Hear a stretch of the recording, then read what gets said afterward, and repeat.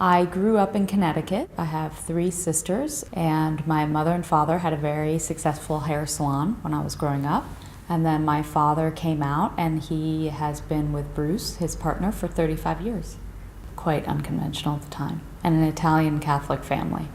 We had an incredibly happy childhood. My parents and my family are very loving, so for us it was, even despite my father leaving, there was just so much love in our family, and really an empowerment of women and an empowerment of just taking advantage of every day and having fun and living your life.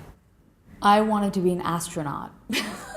Most of my childhood, I was sure I was going to the moon. So I used to sit on the roof actually and try and photograph the moon when I first got my camera. If I think about it now, it was sort of exploring the unknown, and that is still what I do. And I still go to foreign countries, and I still try and get a better comprehension of how people live and tell their stories. In my early 20s, it was very clear I wanted to be a professional photographer, and I just could not afford getting proper cameras. And so I went to my father and his partner Bruce, and I made a proposition. How about you advance me my wedding money? I can invest in my profession, and then when I get married, I will have enough money to pay for my own wedding. And so that was the deal we made. It was cameras over men.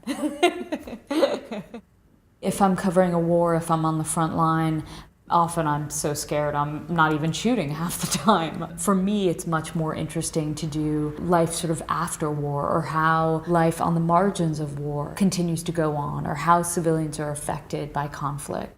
I want to open people's minds. I want to create better understanding. I want to be a messenger for people who allow me to photograph them.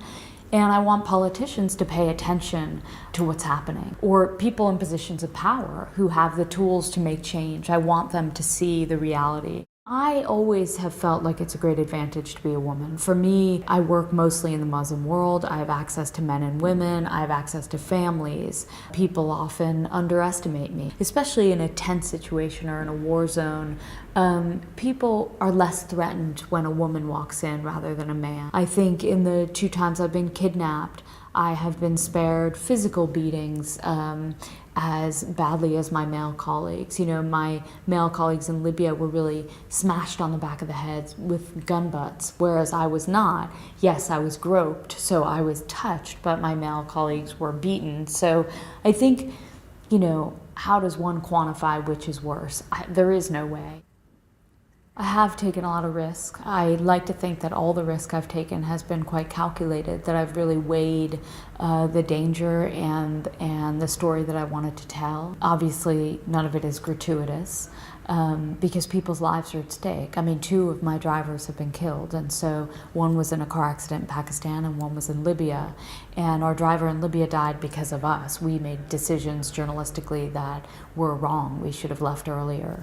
That is something that everyone in that car will have to live with for our lives. But I think when I was pregnant, I was terrified that my life and my identity as I had lived for 37 years was about to end, and the only thing I knew how to do was to continue doing the work that I do.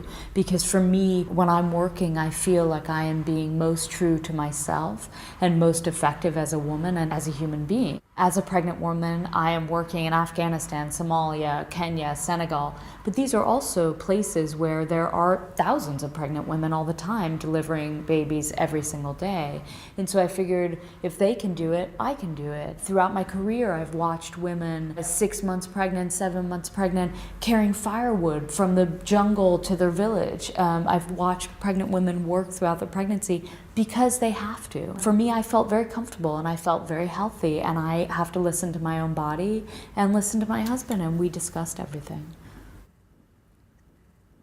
It is different now that I have a child. No one can tell you what it feels like to be responsible for another human being, or to love someone more than you ever thought you could possibly love another human being. Now I feel this incredible pressure to stay alive, and I still work in war zones. I still work in Afghanistan, Iraq. I just went to Syria, South Sudan. But I do it in a way that I think I can come home at the end of the assignment. I'm not covering combat, but I am still working on the margins of war.